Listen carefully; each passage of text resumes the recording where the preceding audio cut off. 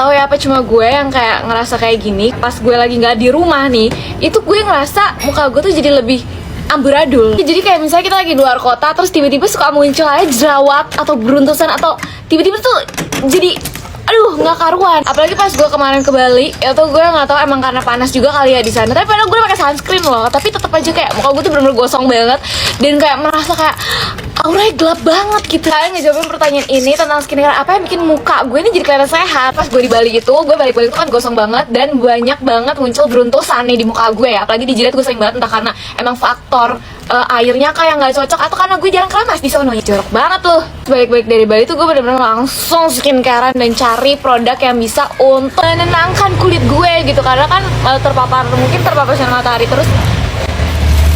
terus mungkin juga karena kurang cocok sama air, suhu udara, dan juga karena gue jarang pakai skincare juga kali ya, karena kadang tuh udah capek gitu loh, jadi kayak mager skincare. Ini yang gue pakai adalah salah satu penyelamat gue banget yang nge-calming muka gue nih yang suka merah-merah karena jerawat dan juga banyak beruntusan nih. Ini bagus banget, teksturnya gel gitu, jadi bener-bener gampang banget nih nyerapnya tuh.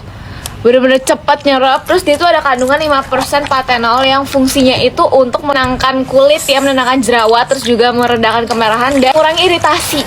Jadi kalau kalian punya kulit sensitif, kalian kudu banget cobain si ini nih, si Skintific ini. Gue cinta banget sama seluruh produk Skintific. Dia bener-bener bening banget, kayak agar lo nggak pengen dimakan.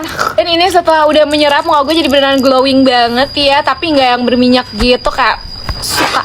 Gue baca komen ini langsung inget kejadian waktu gue SD. Itu ada salah satu teman SD gue yang dijauhin sama satu kelas gara-gara dia tuh bau badan. Apa nih pakai ciput tiba-tiba? Ya kalian kalau yang cuma follow gue di TikTok pasti kaget, karena ini pertama kalinya lu lihat gue pakai ciput. Kalau udah follow gue di Instagram, kalian tahu gue udah 2 hari yang lalu udah menggunakan ciput ya. Jadi saya lagi belajar menggunakan ciput, jadi mau dukungannya. Dan kalau nggak terbiasa lihat ini, biasain aja, karena gue juga jujur belum terbiasa melihat gue seperti ini. Kembali ke topik, jadi gue tuh emang ngerasa kayaknya temen gue ini udah tahu kalau misalnya dia ini emang dijauhin sama temen sekelas gue karena bau badannya yang kurang enak itu. Dia bisa sadar karena satu kelas gue ini bener-bener menghindar dari dia, bener-bener nggak mau deketan, duduk bareng, dan bahkan main bareng sama dia tuh nggak mau. Jadi temen gue ini nih cuma punya satu temen yang emang satu orang yang mau temenan sama dia ini juga suka dibully di kelas gue. Satu lagi ini yang mau duduk sama temen gue yang kurang enak bau badannya ini tuh dia dibully karena fisiknya. Tapi jujur kalau inget-inget dulu tuh kayak parah banget, anjir, masih SD udah bully-bully. Waktu itu pernah gue tuh duduk bareng sama temen gue yang kurang enak bau badan ini waktu UTS, karena duduknya kan sesuai absen.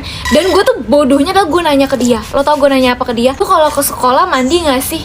Gue nanya begitu, kiraan lo di mana, Min? Terus abis itu teman gue ini jawab mandi kok. Terus gue bilang, tapi kok agak nggak enak ya baunya.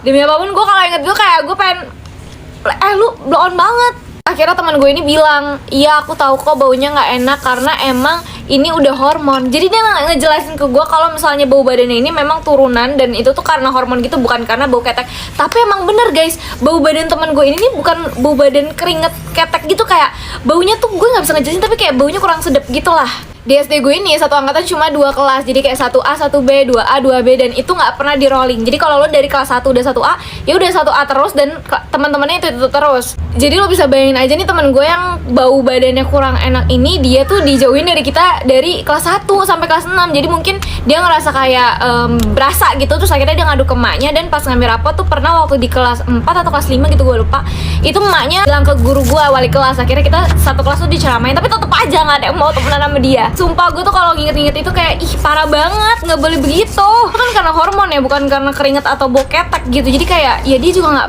nggak bersalah gitu loh. Karena kejadian pas SD itu yang dimana gue tahu kalau wah ternyata orang bau badan ini sangat-sangat dijauhi, bahkan diomongin juga. Jadi gue sangat was-was terhadap diri gue takut banget kalau sampai badan gue nih bau gitu. Itulah alasan kenapa gue nggak pernah skip bawa parfum, dan bahkan kalau gue pakai parfum tuh kayak orang mandi, karena kayak takut bau coy.